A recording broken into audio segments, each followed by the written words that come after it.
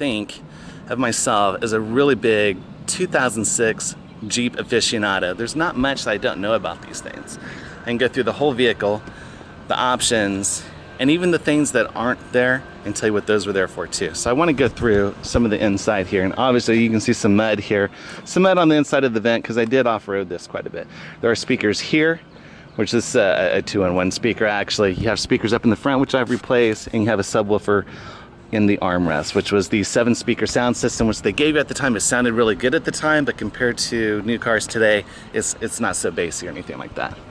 So the steering wheel is originally from 2004 design, which they brought up through 2006, I believe. In 05 is when the 6-speed manual transmission came through, and obviously this is dirty, sorry. I did replace the stereo because basically I wanted to get up in times and get a USB port. Actually, when you take the doors off, you can actually take these screws off and this whole thing comes off too. So when you look in here, and hopefully you can see this okay.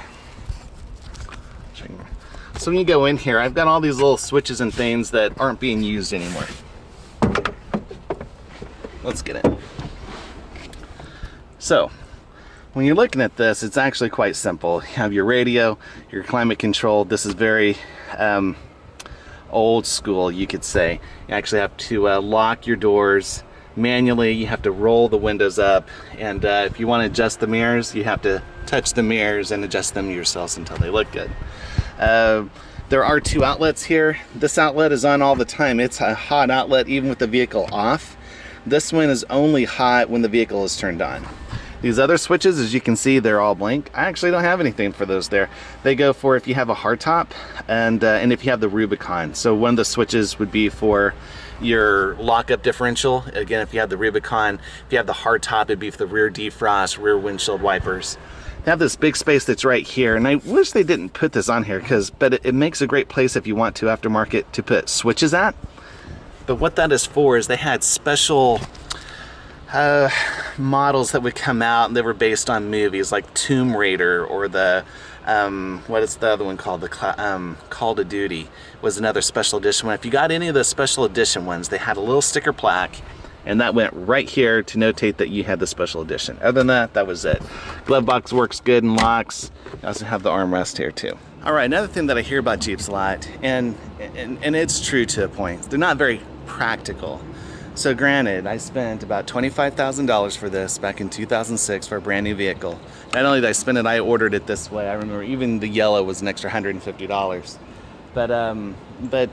So for the price alone, what you can get as far as a PT Cruiser at the time, a Dodge Neon at the time, a minivan at the time, all stickered less than what I paid for this Jeep. However, they're not as fun.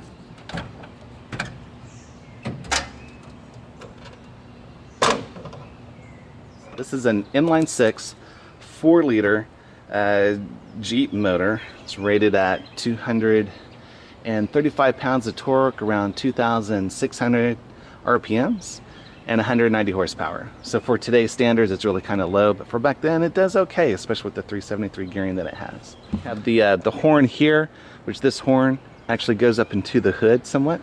So when water splashes over, no water gets inside. That's the idea anyway.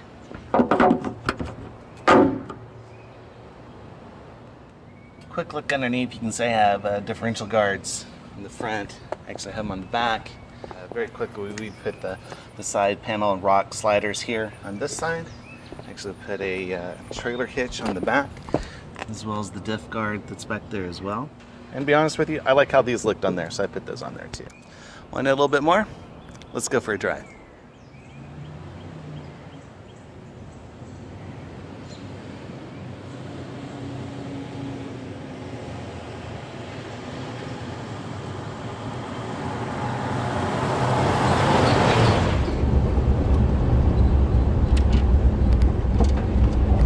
So all things considered, even with the big tires and the lift kit, it actually rides pretty smooth. It's no Cadillac smooth, but it does well. And I'm actually going quite slow. I'm already in 3rd gear. The gearing's very short and close together. It has all the torque in the world for whatever you need this thing to do. Going up hills, small hills, off-roading, done that quite a bit. It's just a nice car.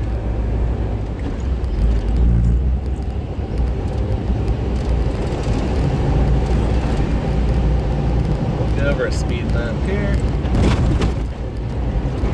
Let's take up this hill.